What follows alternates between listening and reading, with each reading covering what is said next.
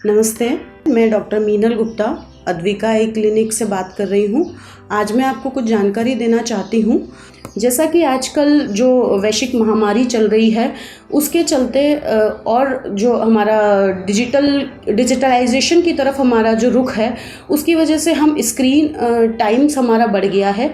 Screen time बढ़ जाने की वजह से आँख में बहुत आपके आंसू बनने की जो प्रक्रिया है, वो नॉर्मल होने के बावजूद आपकी आँख में सूखापन रहता है, क्योंकि आप कंटिन्यूअस 4 से 6 घंटे जब आप स्क्रीन को देखते हैं, तो आप कई बार अपनी पलकें झपकाना भूल जाते हैं या फिर आपको अनकॉन्शियस लेवल पर मिस हो जाती है, जो नॉर्मल रेट होनी चाहिए हमारी पलकें झपकाने की।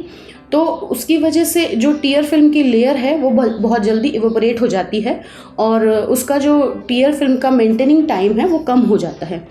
उस चीज़ के लिए हमें सबसे पहले ध्यान रखने की जो आवश्यकता है वो ये है कि हम जितना कोशिश करें स्क्रीन टाइम को कम करें, अनावश्यक स्क्रीन टाइम ना रखें। जिस भी फॉर्म में आप रख रहे हैं, टीवी की फॉर्म में, मोबाइल की फॉर्म में, लैपटॉप कंप्यूटर्स की फॉर्म में, वो आपको टाइम थोड़ा सा कट शॉर्ट करना पड़ेगा।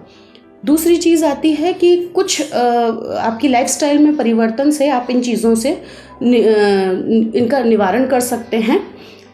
सबसे पहले हम ये कहेंगे कि आपका जो मोबाइल और स्क्रीन और कंप्यूटर स्क्रीन और टीवी के जो लाइट है, बैकग्राउंड लाइट है, आप उनको थोड़ा लाइट कलर का, हल्के कलर का चूज़ करें और फ़ॉन्ट उस पर थोड़ा सा गहरे कलर का चूज़ करें।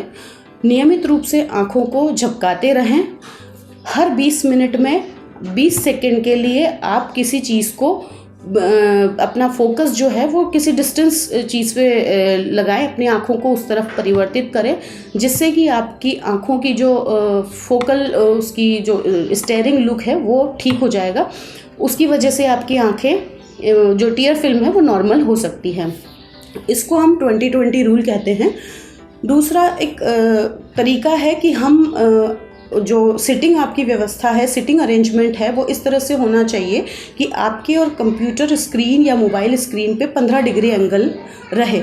उससे आपकी आँखें आधी खुली हुई या आधी कवर्ड रहेंगी।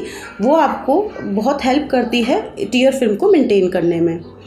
तीसरा हम कहेंगे कि आप किसी भी दवा की उसमें जब आपका कई बार ऐसा होता है कि आपका ऑफिशियल वर्क या आपका व्यवसाय इस तरह का होता है कि आप कंप्यूटर टाइम या स्क्रीन टाइम कम नहीं कर सकते, तो हम कहेंगे आपको एक आर्टिफिशियल टियर सब्स्टिट्यूट की हेल्प लेनी पड़ेगी और वो उसकी फ्रीक्वेंसी आप 2 से 3 बार रख सकते हैं।